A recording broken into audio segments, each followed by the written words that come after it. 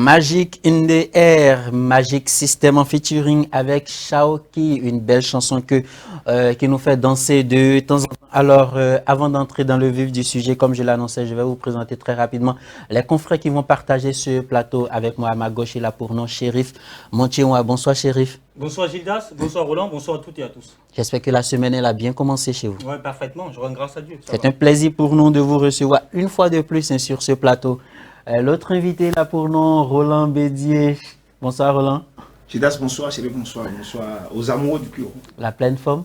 Oui, je pense que ça peut aller. Belle barbe. Hein? Merci beaucoup.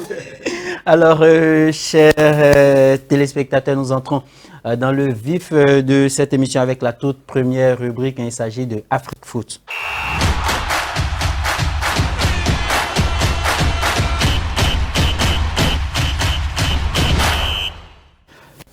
Dans Afrique Foot, nous allons commencer ici au Bénin par les compétitions de vacances et entre business ou opportunités pour les jeunes qui ont envie de faire connaître leur talent. Alors la question, je m'en vais vous la poser très rapidement, Chérif. Il y a plusieurs compétitions de vacances qui sont en cours actuellement au Bénin, alors que les vacances n'ont même pas encore commencé pour certains, parce qu'il y en a qui attendent les résultats du baccalauréat, du BPC et autres concours, alors autres examens, et on peut enregistrer déjà un nombre incalculable de compétitions de vacances qui s'organisent, ne serait-ce que seulement à Cotonou ici. Est-ce que pour vous, c'est pas une autre manière de se faire de l'argent, ou c'est juste faire la promotion des jeunes qui est envisagée par ces promoteurs de tournois de vacances-là? Oui, Gildas, pour ce genre de tournoi, souvent, il y en a plusieurs catégories. Donc, il y en a la catégorie des gens qui veulent se faire de la politique, c'est-à-dire des gens qui veulent se faire du nom dans cette politique béninoise. Ils veulent peut-être se faire élire à l'Assemblée ou à la mairie ou dans le quartier. Donc, on sait que le football réunit beaucoup de jeunes. Les jeunes se réunissent là, il y en a beaucoup de la foule. Donc, on organise ces tournois-là, on met de l'argent dedans. Et puis, on essaie de mettre le paquet pour atteindre son objectif. Il y en a d'autres qui carrément sont passionnés de ce football béninois-là. Ils savent qu'il y a du potentiel dans cette jeunesse béninoise. Donc, chaque fois, ils savent que les vacances sont des périodes importantes dans lesquelles on peut quand même organiser ces tournois pour montrer les qualités de ces jeunes-là, pour montrer que ouais, on y croit quand même dans cette jeunesse-là. Donc ces tournois sont souvent organisés. Moi, je connais même des tournois qui sont organisés dans la commune d'Abomey-Calavi, qu'on appelle la Ligue des talents à l'université d'Abomey-Calavi, pour ne pas faire de la publicité. Un tournoi qui est organisé, et quand on sait que souvent dans les vacances, les joueurs ils prennent de la pause, on organise ces tournois-là, et c'est des clubs du niveau de la Ligue Pro, de la Super Ligue Pro qui participent à ces tournois-là. Donc ça permet comme à ces jeunes-là de garder un certain nombre de formes, de garder une dynamique pour que à la reprise du championnat, on puisse avoir l'état d'esprit qu'il faut. Après, vous n'allez pas demander à quelqu'un qui organise un truc de sortie perdant. Quand tu organises un tournoi, c'est normal que tu aies un bénéfice. Si un mec qui organise un tournoi et qu'à la fin, il sort perdant avec zéro argent. Ce qui veut dire que le but principal de l'organisation, c'est de se faire de l'argent. Ouais, mais le dénominateur commun, l'argent, oui, mais après, il ne faut pas sous-estimer ou sous-coter cette jeunesse-là quand même qui est passionnée du foot. Parce que si l'intention du promoteur, c'est de se faire de l'argent, de se faire des moyens, et que moi, qui suis jeune et qui suis passionné du football, je joue, je montre mon talent, je sors meilleur buteur ou meilleur milieu de terrain, et que dans l'ombre, il y a un recruteur qui est passager et qui me voit talentueux, qui passe dans les coulisses, qui prend mon nom, et que après peut-être je commence à jouer peut-être en Europe ou je ne sais pas, en Côte d'Ivoire.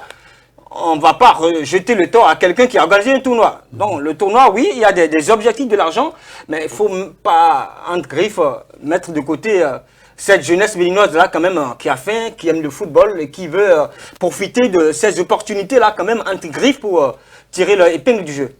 Voilà, je ne sais pas si vous partagez, Roland, l'avis de Chérif Montchéoua. Une chose est sûre, quand ces personnes-là organisent les tournois, il y a certes le côté financier qui est là, on veut se faire de l'argent, mais quelque part aussi on a envie de permettre à des jeunes qui ont du talent d'éclore.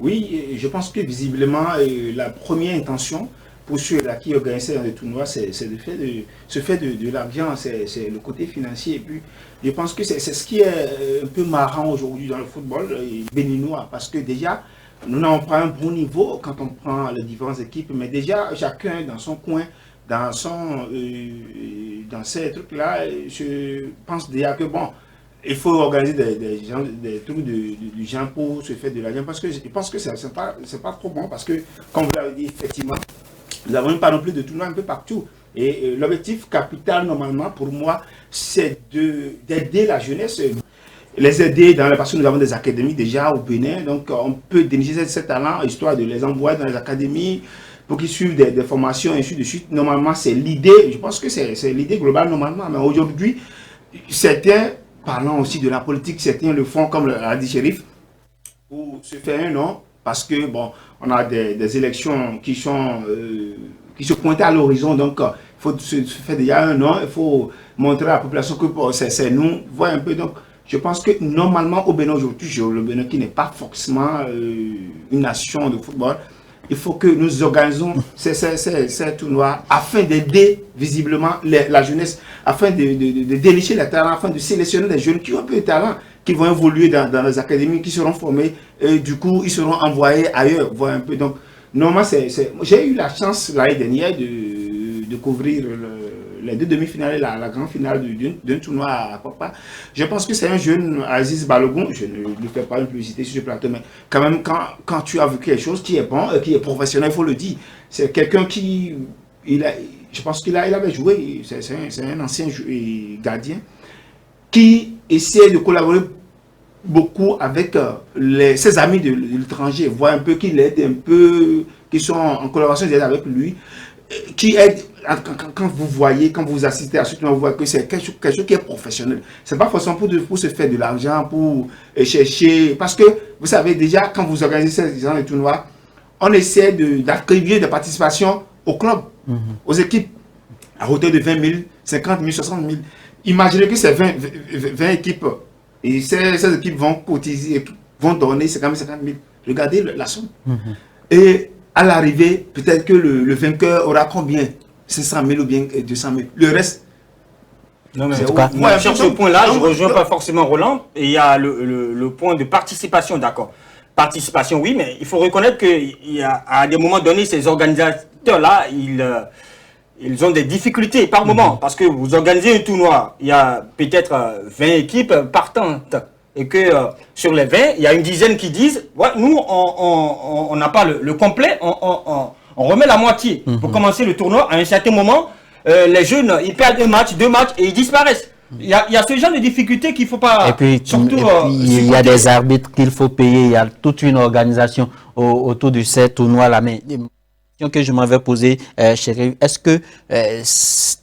toutes ces compétitions qui s'organisent pendant ces vacances-là ne viennent pas donner raison à la municipalité d'Abomey-Calavi qui ont sorti cette note-là, comme quoi tout organisateur sur l'espace public d'Abomey-Calavi doit payer quelque chose à la mairie. Je crois que c'est 50 000 ou 30 000, 50 000, voilà. Est-ce que c'est pas donner raison? Parce que quand aujourd'hui tout le monde se lève, moi je peux me lever aujourd'hui et dire je vais créer une compétition de vacances dénommée Speedline Vacances et vous levez, vous créez votre compétition. Et quand c'est comme ça, est-ce que oui, et puis je peux vous prouver qu'il y a plusieurs clubs qui sont engagés comme ça dans plusieurs compétitions de vacances.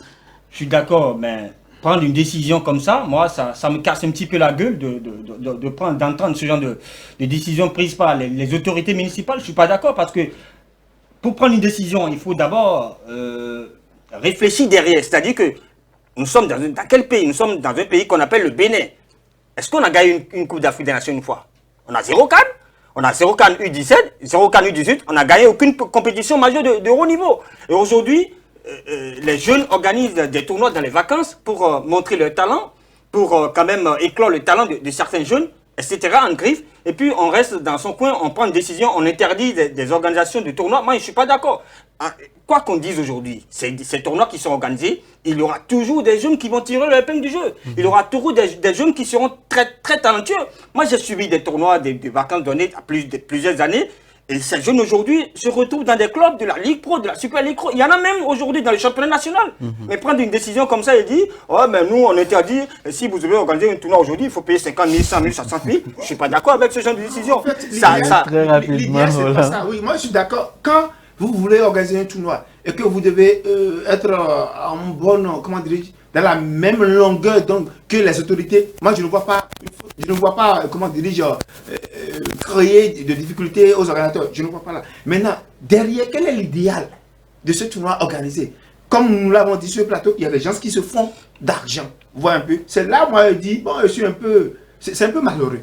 Parce qu'un pays qui n'est pas forcément un pays de football, où c'est maintenant, nous cherchons, on essaie de mettre les petits plats dans le grand pour pouvoir se hisser au haut niveau. Il faudrait que ces tournois permettent véritablement aux jeunes de se progresser. Moi, c'est mon idéal. Quoi qu'il en soit, c'est la politique ou bien des trucs où on réunit l'argent des jeunes, on essaie de faire tout là. Quoi qu'il en soit, il y a tellement de compétitions de vacances qui sont organisées, hein, que ce soit à Cotonou, un peu partout dans le pays. Une chose est sûre, c'est pour une raison. Voilà, soit c'est pour se faire de l'argent, soit c'est pour permettre à des jeunes hein, de montrer leur talent. Une chose est sûre, hein, j'espère que toutes ces compétitions-là vont bien se passer parce qu'à la fin, c'est des bagarres par-ci, par-là. On n'a pas eu on n'a pas eu ce qui nous revient, voilà, puisque nous sommes champions, on n'a pas eu de trophée, on n'a pas eu de médaille, on n'a pas eu d'argent. C'est pas ce qui a été promis quand nous participions à cette compétition. J'espère que tout ira pour le mieux. Alors, nous fermons cette page de compétition de vacances pour nous envoler sur la scène nationale et internationale et parler des éliminatoires de la Coupe d'Afrique des Nations Maroc 2025. Le tirage au sort a été effectué la semaine dernière et le Bénin connaît déjà ses adversaires dans cette campagne des éliminatoires de la Coupe du Monde, de la Coupe d'Afrique des Nations, voilà, Maroc 2025. Mais avant qu'on ne se prononce là-dessus, nous allons très rapidement écouter les propos du sélectionneur des Guépards du Bénin qui, depuis son camp de vacances, n'a pas hésité à nous envoyer voilà, ce qu'il pense et à nous dire ce qu'il pense de cette poule D dans laquelle va évoluer le Bénin durant ces éliminatoires Guerno-Ro avec la complicité de la réalisation. Dès le mois de septembre, nous devrons aller au Nigeria avant d'affronter la Libye et le Rwanda. Ce sont trois adversaires difficiles. Nous les connaissons, enfin deux d'entre eux déjà, pour les avoir joués il n'y a pas longtemps. Mais ce n'est pas parce qu'on les a battus que ça va être simple. On sait que c'est possible, on sait que le Nigeria, avec tous ses grands joueurs, aura envie de prendre une revanche contre nous. Mais nous avons pris confiance et je pense que ça sera un match intéressant, probablement à Ouyo au mois de septembre, avant d'enchaîner contre la Libye, probablement à Abidjan, je pense, parce que notre stade sera sûrement pas prêt encore. Et ensuite d'enchaîner en octobre et novembre, tout se jouera en 3 mois avec les matchs contre la Libye qui vont suivre. Donc mon sentiment c'est que groupe difficile mais c'est jouable. Il faut finir dans les 2 premiers. Nous avons maintenant une équipe qui a pris forme, qui a on va dire une solidité, qui a aussi une complicité. Les jeunes joueurs ont commencé à faire leur place et je crois que nous sommes prêts. Nous serons prêts. Nous pourrions récupérer aussi des gens qui nous ont manqué. Mais on est vraiment confiants. C'était à l'instant le sélectionneur des Guépards du Bénin, Guerno Ro, qui dit, je cite, voilà, nous connaissons déjà quelques adversaires pour les avoir déjà joués. Le Rwanda et le Nigeria. Alors, je rappelle très rapidement la poule du Bénin, le Bénin qui s'est retrouvé dans le groupe D avec le Nigeria, la Libye et le Rwanda. Visiblement, ou bien sur papier, hein, c'est une poule prenable pour les Guépards du Bénin, Chérif Motiomwa. Oui, prenable, oui, mais à un certain moment, je me pose la question de savoir quel est le contrat entre le Bénin et le Rwanda pour que chaque fois on se retrouve dans la même poule. Pour amuser un petit peu la galerie, mais après, je dis c'est une poule prenable, comme lui il a dit. Le Nigeria, pour l'avoir joué dernièrement, on connaît ce qu'elle vaut, cette équipe du Nigeria. C'est vrai que le Nigeria n'est plus forcément le Nigeria qu'on connaît dans les années 2004, 2005 avec les Okocha, Kanu, etc. Kaita Nsofo, Peter Olemundi, qu'on a connu dans des années, qui ont émerveillé le football nigérien. Après, il faut reconnaître le talent de cette équipe. C'est vrai que dernièrement, elle a été vice-championne d'Afrique. Souvent, les équipes évoluent par rapport au rythme des tournois donnés. Donc, le pays qui fait peur dans cette poule, c'est le Nigeria. Donc, qu'on a eu la chance déjà de battre récemment. Je pense que face à des équipes comme la Libye,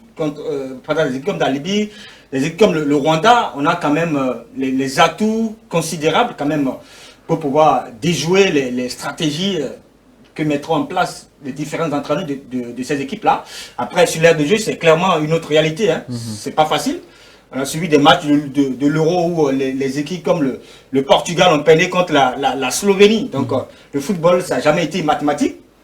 1 plus 1 égale 2 ou 2 plus 2 égale 4. Non, il faut avoir un mental logique, un mental de guerrier face à des équipes que vous pourrez quand même supposer être moyennes. Il faut véritablement aller avec le combat de rage maximum qu'il faut pour les déjouer et ramener le maximum de points surtout. Parce que chaque match va compter, chaque seconde va compter.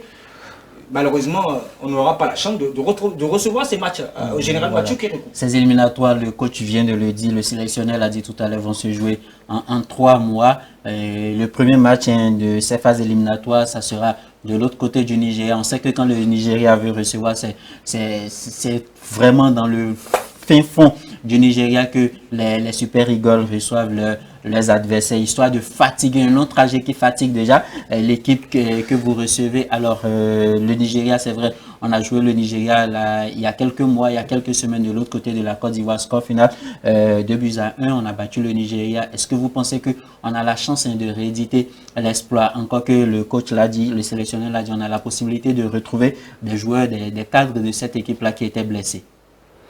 La chance, oui, je suis d'accord, mais il faut déjà avoir un mental d'acier, comme l'a eu cette équipe-là pour la fois dernière, pour avoir battu le Nigeria et le Rwanda de façon successive. Oui, le Nigeria, je ne pense pas dire carrément, forcément, oui. Il faudrait que, parce que déjà, sur le papier, le Nigeria passe. Vous voyez un peu, le Nigeria pratiquement pour gagner quelques points sur le Bénin. C'est vrai, la fois dernière, vous rappelez bien, l'attaquant Victor Osimhen n'était pas là. Il y a le colo défenseur aussi, le capitaine, qui n'était pas là. Le Nigeria a été vice-champion pour la CAN dernière. Donc, ce n'est pas des moindres. Le Bénin n'a jamais battu le Nigeria. La fois dernière, on peut dire que c'est une chance. Mais aujourd'hui, si déjà on se dit, on se rend confiant et on se dit que c'est bon, c'est déjà fini, la table est rase, on peut déjà...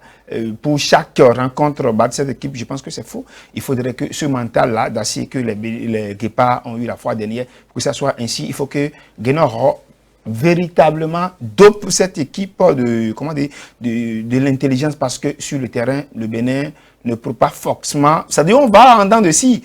Tantôt on gagne, tantôt on ne gagne pas. Donc, parce que nous avons 3 rencontres maintenant. Il y a le match de retour pour les qualificatifs pour la Coupe du Monde et les 2 confrontations, et les 2 rencontres pour les éliminations de la CAN. Donc ça fait 3 matchs contre le Nigeria, 3 Nigeria, matchs contre le Rwanda aussi. Le Rwanda. Voilà, donc c'est un peu difficile. C'est comme une bataille. Quand chaque fois c'est vous qui gagnez, 1, 2 fois, la 3e fois, je dois me retrousser les matchs. Je dois forcément me préparer. Est-ce qu'on peut dire normalement le Bénin devrait tirer son épingle du jeu dans l'une des compétitions majeures, soit la Coupe d'Afrique, soit la Coupe du Monde, où le Bénin est en pole position pour jouer ces 2 compétitions-là? Non, mais la Coupe du Monde, on est encore très loin de ce niveau. Hein. Moi, j'attends le Bénin jusqu'au boutiste pour pouvoir m'en prononcer. Sinon, il faut d'abord être premier du groupe, véritablement, pour tirer son épingle du jeu. Après, par rapport à la CAN, il faut qu'on apprenne, il faut qu'on s'habitue quand même aux compétitions africaines. C'est ça l'objectif majeur d'abord. Donc, dans la poule des éliminatoires de la Coupe d'Afrique des Nations, je sais que le groupe, quand même, à défaut de tout, on parle de 26 équipes quand même. Hein. 26 équipes avec 24 équipes avec des matchs de 8e de finale si possible. Donc, il faut qu'on ait, les qualités, les capacités qu'il faut pour quand même déjouer des équipes comme la Libye. La Libye aujourd'hui, c'est un pays d'abord politiquement instable. On parle du gouvernement du Nord, du gouvernement du Sud. Mais après, est-ce qu'on se demande dans quelles conditions ces équipes, ces joueurs se préparent face à une équipe comme le Bénin? Je pense que la Libye est prenable quand même. Le Rwanda, on la connaît depuis. C'est une équipe en griffe déséquilibrée pour moi. Déséquilibrée que le Bénin quand même devrait quand même mettre le paquet pour ramener les points nécessaires. Après, c'est toujours 90 minutes de jeu. Hein. Quand tu joues les matchs des Guépards du Bénin, moi, mon cœur a toujours battu. J'attends jusqu'à la fin des matchs. Je pense qu'il ne faut pas sous-estimer cette équipe-là parce que, vous vous rappelez bien, pour la CAN 2021 au Cameroun, la Gambie, qui est une équipe, comment dire, surcotée, sous-estimée, a atteint les demi-finales. Donc, il ne faut pas sous-estimer. C'est les équipes aujourd'hui qui s'émergent, Chidas. Donc, il faut se préparer. Il ne faut pas surcoter ces équipes-là. On a un effectif, hein, le capitaine l'a dit, quand ils sont rentrés de la Côte d'Ivoire lors de leurs 2 derniers matchs, on a une équipe qui retrouve ses pairs sous l'ère Garnora. On espère que cette équipe-là va toujours performer. Mais la question que moi, je m'en vais me poser, est-ce que nous allons toujours recevoir de l'autre côté de la Côte d'Ivoire, Stade Félix Houphouët-Boigny? Mais il a dit tout à l'heure dans son discours, il a dit que pour les déplacements, on va recevoir les matchs, pour les matchs à recevoir à Cotonou.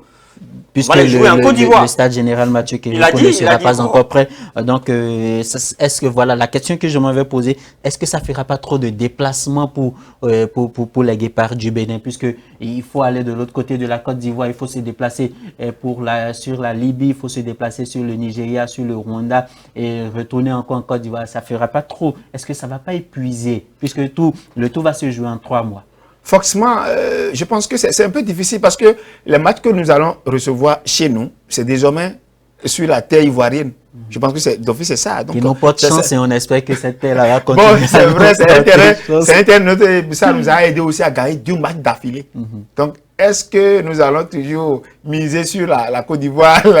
En tout cas, nous allons souhaiter très bonne chance à nos ambassadeurs, à nos Guépards dans cette phase éliminatoire de la Coupe d'Afrique des Nations Maroc 2025. Le tirage au sort qui a eu lieu cette semaine de l'autre côté de l'Afrique du Sud à Johannesburg. Et c'était le sélectionneur des éléphants de la Côte d'Ivoire, les tout nouveaux champions d'Afrique, Hermès Faye, et l'international légende du Maroc, Chamak, qui ont dirigé cette cérémonie de tirage au sort. Je le rappelle très rapidement, le Bénin se retrouve dans le groupe D avec le Nigeria, la Libye et le Rwanda. 2 équipes de cette poule-là sont connues par les Guépards, le Nigeria et le Rwanda, qu'ils ont battu récemment de l'autre côté de la Côte d'Ivoire au stade Félix Houphouët-Boigny. Nous restons toujours avec les Guépards et cette fois-ci nous allons parler d'un Guépard. Il s'agit de Steve Mounier. Steve Mounier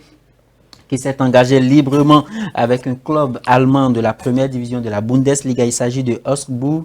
Pour Steve Mounier qui quitte Brest, pour Augsbourg en Allemagne, c'est un cap qu'il franchit, puisqu'on sait que le championnat allemand n'est rien à comparer avec le championnat de première division de France. Et donc, on peut dire que Steve Mounier franchit un cap en signant dans ce club-là. Bon, c'est une bonne nouvelle, selon moi. Maintenant, les dessous, c'est quoi? Pourquoi avoir quitté un club où vous atteignez, comment dire, l'étape de la Ligue des Champions. On veut voir encore Steve Mounier jouer comment dirais-je, le 3e joueur qui va jouer, Béninois qui va jouer la Ligue des Champions. Pourquoi il a quitté? Moi, là-dessus, je ne sais pas. Ça peut être forcément comment dire, des problèmes de contrat. Voilà. En temps, j'avais appris que l'augmentation de salaire. On ne sait pas si c'est ça ou pas, ou bien le club carrément l'a rejeté, le club ne veut plus de lui. Ça peut être tout ça. Mais pour quelqu'un qui a participé, je ne vous arrête pas, Chérif Motiwa, pour quelqu'un qui a été un atout clé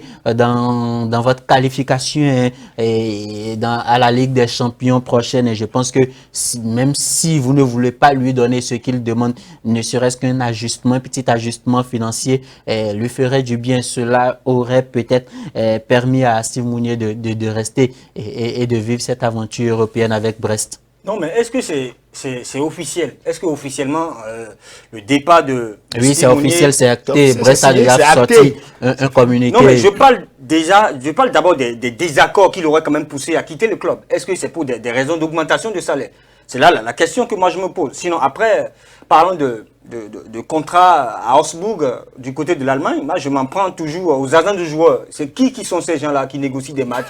C'est qui sont ces gens-là qui sont derrière nos joueurs qui font des négociations? Vous allez me dire qu'à Augsbourg, c'est un mauvais contrat? Quel Augsbourg? Parlez de quoi? Augsbourg, c'est la première division. Je suis d'accord, mais tu ne peux pas quitter Brest pour aller à Augsbourg. Je rejoins Roland la dernière fois qui a dit il faut que les joueurs progressent. C'est-à-dire que quand même, on parle de Brest et on parle de Augsbourg. Augsbourg a fini 11e de la dernière saison. Je te dis, en Bundesliga. Augsbourg, c'est pratiquement plus de 10 ans au niveau. Vous n'allez pas me dire que Augsbourg, quitter Brest pour Augsbourg, c'est descendre. Pour moi, c'est quand même n'importe quoi. Vous parlez juste, vous êtes en train juste de faire une comparaison entre le championnat français et le championnat allemand. C'est autre chose. Ça n'a rien à voir entre la. Parlons même des deux clubs. Brest, écoutez, Brest qui personnellement, au niveau depuis combien de saisons? Je suis pas pour le départ de Steve Mounier pour Augsbourg. J'aurais pu quand même le voir peut-être en première ligue avec un club d'Arsenal, etc. Et là, je me dis, les agents de joueurs aujourd'hui qui sont derrière nos joueurs, qui négocient des clubs pour ces gamins-là, ils sont nuls, ils n'ont aucun niveau. Moi, je me dis, il faut investiguer sur ces gens-là et savoir, est-ce qu'ils sont bien payés? D'où sont-ils? Comment ils sont recrutés? C'est les interrogations que nous devons se poser. Parce que quitter Brest, qui joue la Ligue des Champions, et aller signer à Augsbourg, qui va jouer le maintien la saison prochaine en Bundesliga, pour moi, c'est n'importe quoi. Augsbourg a fini 11e sur 18 clubs, c'est pas le maintien. Augsbourg n'a jamais été relégué. C'est des clubs de maintien, je vais te dire, la saison prochaine, ils vont jouer le maintien. Tu peux avec Steve Mounier, Augsbourg va se qualifier pour la Ligue des Champions. Roland? Je pense que je rejoins légèrement Chérif Mochewa parce que quitter Brest pour Augsbourg, oui, c'est vrai, c'est la Bundesliga. Et la Bundesliga aujourd'hui fait partie des 5 meilleurs championnats d'Europe. Je suis d'accord. Mais Augsbourg, c'est pas forcément. Pourquoi pas Bayern de Munich? Pourquoi pas Dortmund? Pourquoi pas Bayern Leverkusen? Vois un peu, Augsbourg aujourd'hui, d'ailleurs, Augsbourg ne joue pas la Ligue des Champions. Moi, j'ai jamais vu ce club de Ligue des Champions. Aujourd'hui, la Ligue des Champions, c'est la compétition. Le Bayern Leverkusen a joué la Ligue des Champions depuis combien d'années?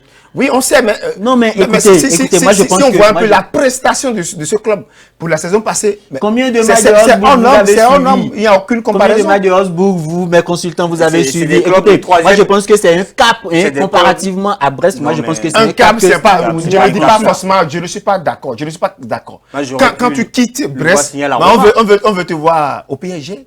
On peut te voir, comment dirige, en première ligue. Comment dire, à City, des clubs qui sont en vue. City peut-être, c'est des gros clubs que Steve Mounier n'a peut-être pas le niveau de ces clubs-là. Si Steve Mounier, la question que je m'en vais vous poser très rapidement, avant qu'on ne finisse avec ce débat, si Steve Mounier signait dans un club qui a frôlé la relégation de l'autre côté de la Première Ligue, vous allez me dire qu'il a franchi un cap que de signer à Augsbourg, qui a fini 11e la saison dernière. Je parle en termes de précision. C'est-à-dire, il y a des clubs en Angleterre, par exemple, qui sont des clubs de deuxième génération. C'est-à-dire, après City, etc., il y a des clubs comme Arsenal. Il y a des clubs comme Everton. Écoutez, vous comprenez? Notre Steve Mounier avec son âge n'a plus la peut-être le voir en Italie jouer dans des clubs comme la Roma. En tout cas, nous allons aujourd'hui, on ne peut pas sur ce plateau comparer la Bundesliga à la Première Ligue. C'est autre débat, mais nous sommes pris par le temps. En tout cas, nous souhaitons très bonne chance à notre Guépa pour cette nouvelle aventure. Autre information concernant les Guépas du Bénin, il s'agit de Cécile d'Almeida qui a signé dans le championnat chypriote, voilà, avec Apollon Limassol. C'est là aussi. Encore un autre déchet. C'est là aussi. Encore un autre déchet. Il était à Orsay, il a quitté Orsay, il a atterri à Pau. Aujourd'hui, on parle de Chypre. Chypre, c'est un pays. Oui, c'est un bon championnat. Alors, nous leur souhaitons très bonne chance. C'est sur ces informations que nous fermons cette rubrique et nous abordons la deuxième rubrique de cette émission. Il s'agit de Tour d'Europe.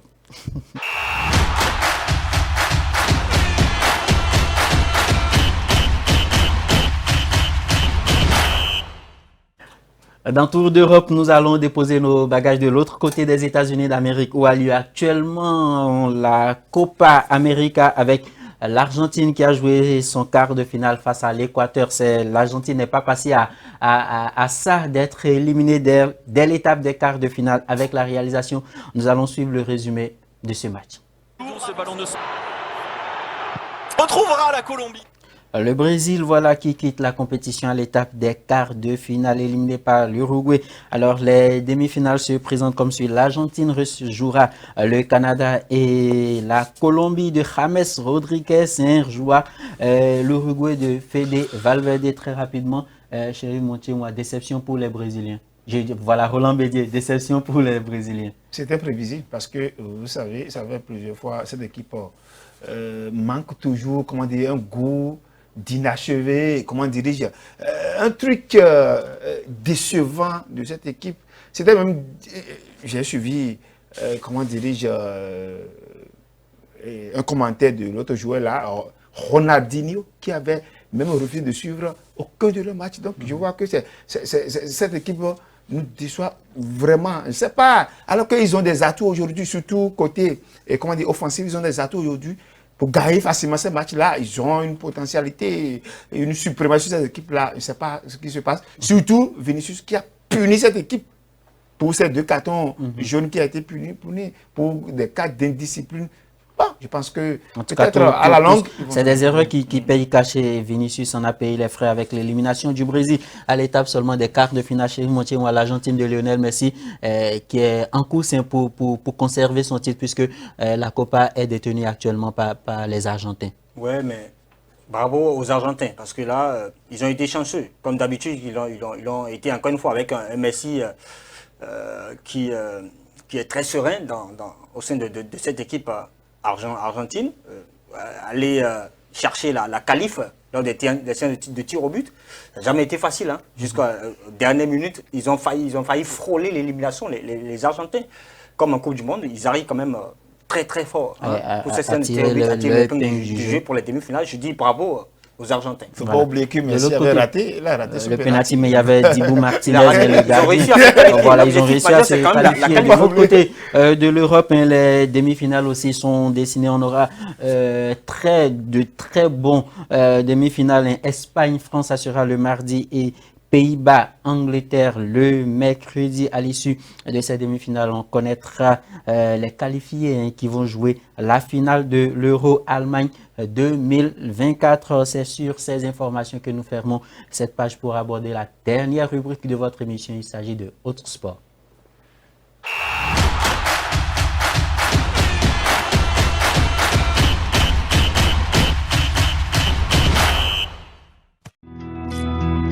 Juste un tout petit peu de stress. C'est un plaisir de représenter le Bénin à l'international. Nous allons faire de notre mieux. On s'est entraîné sérieusement. On va porter le drapeau très haut là-bas.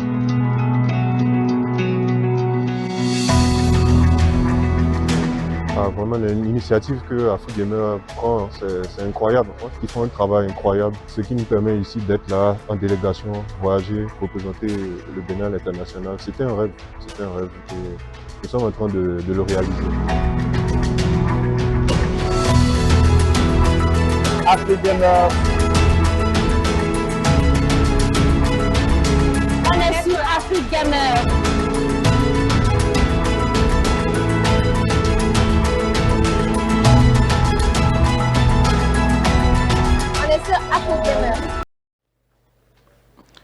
Comme vous venez de le constater, nous allons parler dans cette rubrique d'une nouvelle discipline qui a vu le jour au Bénin. Pas nouvelle en tant que telle, mais qui est en train de faire son petit bonhomme de chemin, qui est en train de grandir et qui, dans les mois à venir, va devenir une fédération. On parlera de la Fédération béninoise de e-sport. C'est quoi e-sport? Le représentant de cette discipline ici au Bénin est sur le plateau avec nous. Il a pour nom Meda Djekete. Voilà, bonsoir Meda. Bonsoir. Comment est-ce que vous vous portez? À merveille. C'est un plaisir pour nous de vous recevoir sur ce plateau. Alors, dites-nous, c'est quoi le e-sport? Ok. Le e-sport, c'est l'ensemble des activités vidéoludiques codifiées ayant pour but la compétition. Pour faire plus simple, ce sont des compétitions organisées de jeux vidéo. Donc, elles couvrent plusieurs disciplines.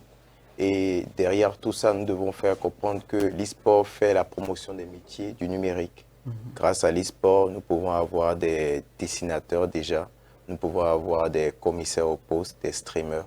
Donc c'est un panel d'activités qui pourrait régler un tant soit peu le problème de chômage pour les jeunes. Voilà. E-sport, ce sont des jeux électroniques qui se jouent sur les portables, sur les PlayStation. Alors, vous êtes en course pour devenir une fédération ici au Bénin. Quelles sont les démarches à suivre? Qu'est-ce que vous faites? Qu'est-ce qu'il faut faire voilà, afin d'être une fédération? Déjà, pour être une fédération, il faudrait pouvoir fédérer plusieurs associations. Et les associations, elles doivent être en règle vis-à-vis de l'État. Donc, pour être en règle, en fait, il faudrait avoir le journal officiel, s'enregistrer auprès de la préfecture et également avoir l'autorisation du ministère de la Jeunesse et des Sports. Alors, dans l'élément que nous avons vu en introduction, on a vu des gens qui parlaient de « nous sommes au Sénégal, nous sommes à temps, nous sommes… » Est-ce que déjà l'équipe que vous constituez a déjà effectué des voyages, histoire de représenter le Bénin en compétition sur la scène internationale ou mondiale? Oui. L'équipe, en fait, je suis le président de l'association AfriGamer et cette association représente valablement le Bénin à l'international. Elle est composée d'au moins 33 joueurs et parmi ces joueurs, nous avons la chance d'avoir la championne d'Afrique de l'Ouest sur le jeu Tekken 8, Naomi Durand. Nous avons le deuxième sur le plan africain au niveau de Street Fighter 6, je veux parler de M. Rachad Dani Pekou. C'est pour dire en fait, AfriGamer, outre faire la promotion de l'e-sport au Bénin, nous essayons de montrer, de rehausser le drapeau du Bénin à l'international en faisant plusieurs compétitions.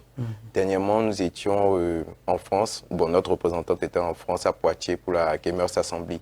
Elle a fini 5e, mais c'était pas mal. Avant ça, elle était au Kenya. Oui, elle a fini 3e. Et 2 voyages avant, nous étions au Mali. Comme vous avez pu le voir, là, on a raflé tous les prix. Au Togo également, sur la compétition Game On, on a raflé tous les prix. Voilà. Nous sommes pris par le temps. La dernière question que je m'en vais vous poser, comment faire pour intégrer voilà, votre équipe, puisque nous avons des téléspectateurs qui nous suivent, qui sont passionnés des jeux électroniques. Que faut-il faire voilà, pour appartenir à votre équipe? Pour appartenir à mon équipe, à moi, ça c'est personnel, c'est qu'il faut déjà être très bon. Et vous allez participer aux compétitions mensuelles que nous organisons. Quand nous décelons un talent, nous faisons des matchs entre les anciens champions et ceux qu'on rencontre maintenant. Donc eux, ils sont là pour défendre leur place, les autres sont là pour entrer dedans. Voilà. Donc c'est comme ça qu'on fonctionne. Mais il y a d'autres associations sur toute l'étendue du territoire. L'idéal en fait pour ceux qui sont intéressés, c'est en fonction de leur localisation, je vais dire, ou bien de l'endroit où ils vivent, s'inscrire dans les associations qui sont dans leur zone. Et je vais dire, c'est mieux d'écrire. Il y a combien de zones? Je dirais 3 zones au Bénin. Il y a le nord, le centre et le sud. Oui, actuellement, nous sommes en train de faire la Bénin eSport League. Et c'est toutes les associations du Bénin qui se sont mises ensemble, qui sont formalisées pour essayer de faire une compétition afin de non seulement faire la promotion de l'e-sport, mais de s'harmoniser au niveau de l'organisation. Voilà. Donc, dans les jours à venir, puisque c'est chez vous, c'est une émission sortie, nous allons en savoir plus et nous allons vous suivre un peu partout dans les compétitions que vous organisez.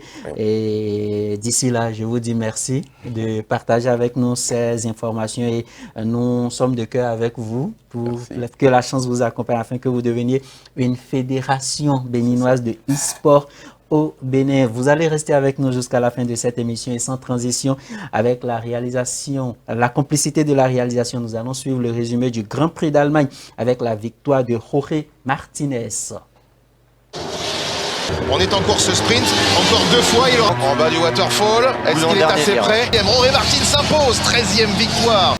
Voilà, c'était le Grand Prix d'Allemagne en moto GP avec la victoire de Jorge Martins à l'arrivée. Nous allons sans transition passer à un autre sport mécanique. Il s'agit de la Formule 1 avec la victoire de Lewis Hamilton à domicile. C'était dans le Grand Prix de la Grande-Bretagne. Le résumé avec la réalisation. À Max Verstappen de dépasser Lando Norris de 4 à 5 jets. Victoire de Lewis Hamilton ici. À quelle course de Lewis Hamilton!